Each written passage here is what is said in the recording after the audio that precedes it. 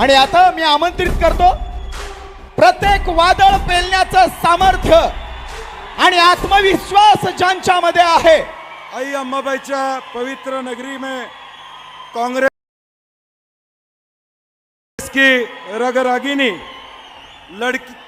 लड़की हूँ, लड़ सकती हूँ, ये नारा देके जिन्होंने हमारी माताओं और बहनों का प्रेरित किया, वैसी हमारी दीदी आदरणीय प्रियंका जी का मैं कोल्हापुर में तहे दिल से स्वागत करता हूँ।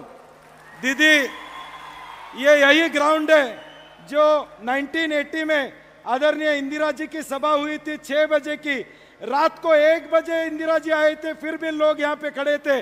आज भी उसी तरह आपको ये पूरा कोल्हापुर देख रहा है और हमें बड़ी खुशी है कि आज महारानी तारा रानी की इस भूमि में, शाहू महाराज जी के भूमि में आप पधारे हैं। तहे दिल से मैं आपका स्वागत करता हूँ।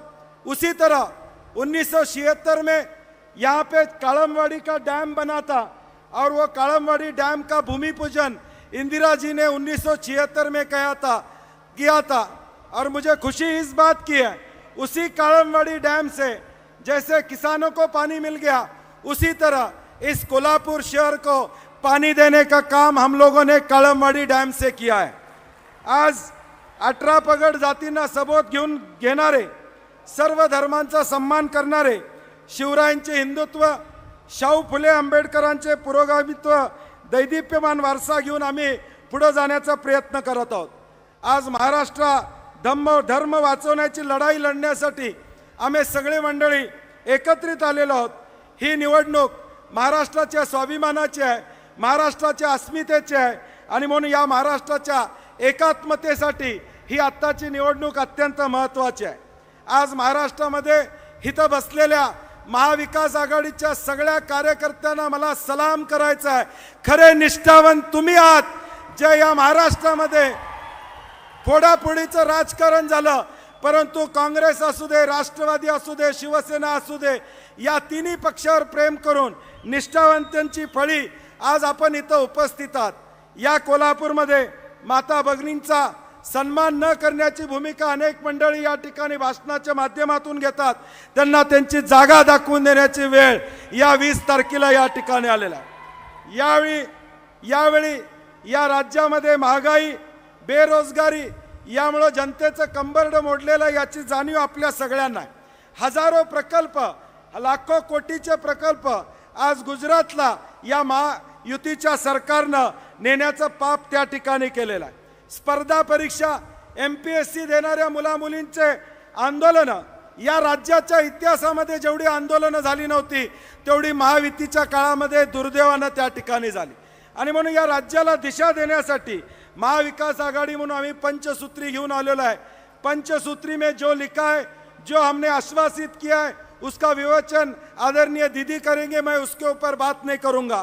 परंतु शेतकऱ्यांच्या पुढचे प्रश्न, आज महायुतीचं सरकार आल्यानंतर या राज्यातल्या 5000 शेतकऱ्यांनी आत्महत्या केली, ही आकडेवारी आज आपल्या राज्यासमोर या ठिकाणी। दिवसाला 8 शेतकरी आत्महत्या करतात, हे वास्तव या महाराष्ट्रामध्ये आहे।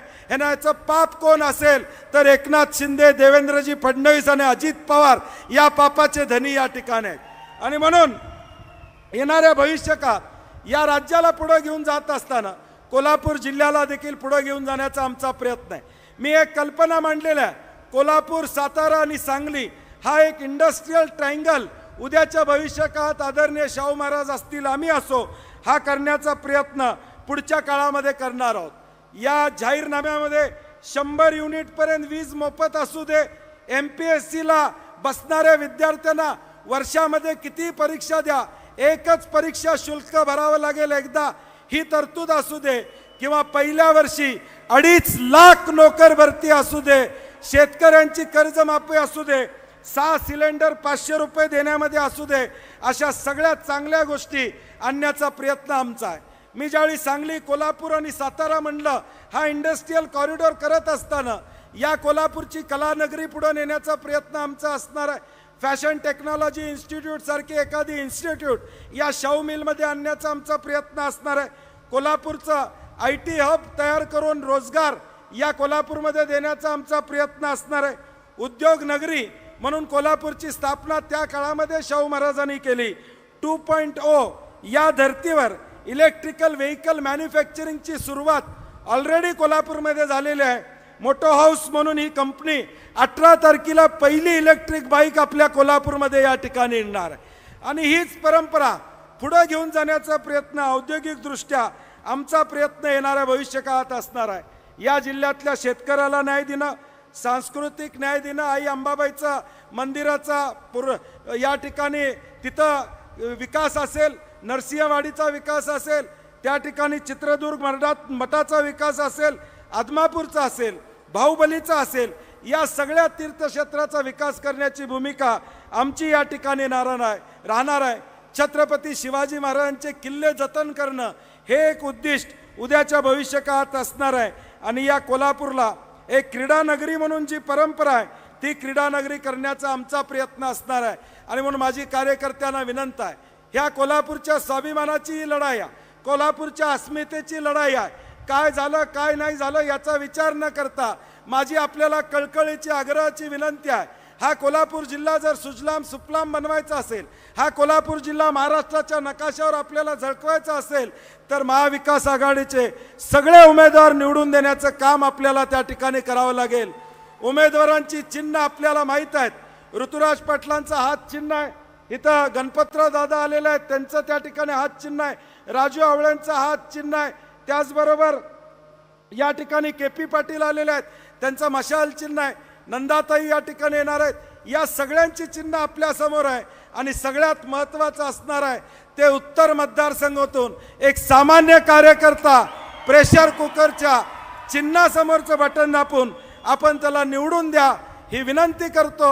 आणि माझं भाषण संपवण्यापूर्वी एक शेर म्हणतो, कारण की दीदींना परत दिल्लीला या ठिकाणी जायचं आहे, त्यामुळे यानंतर फक्त महाराज बोलतील आणि त्यानंतर दीदींचं भाषण आपल्याला ऐकावं लागेल. भाषण संपवताना एक शेर म्हणतो आणि माझं भाषण संपवतो. कितने भी पत्थर बिछा दो तुम राहों में, कितने भी पत्थर बिछा दो तुम राहों में, कोई फर्क नहीं पड़ता. कितने भी पत्थर बिछा दो तुम राहों में, कोई फर्क नहीं पड़ता. क्योंकि कोल्हापुर वालों को हर जंग जीतना आता है, हर जंग जीतना आता है. जय हिंद, जय महाराष्ट्र. साहेबांसाठी जोरदार टाळ्या होऊन जाऊ देत. यानंतर माझा बहुजन समाज मेंढरासारखा आहे, तो लांडग्याच्या कळपात जाऊ इच्छित नाही असा विचार घेणारे आदरणीय खासदार श्रीमंत शाहू छत्रपती. इंडिया आघाडी व महाविकास आघाडीचे अधिकृत व पुरस्कृत उमेदवारांच्या प्रचारात गांधी मैदान येथे आयोजित केलेल्या महाराष्ट्र स्वाभिमान सभेत उपस्थित असलेल्या माननीय प्रियंकाजी गांधी, श्री सतेज पाटील, श्री मालोजी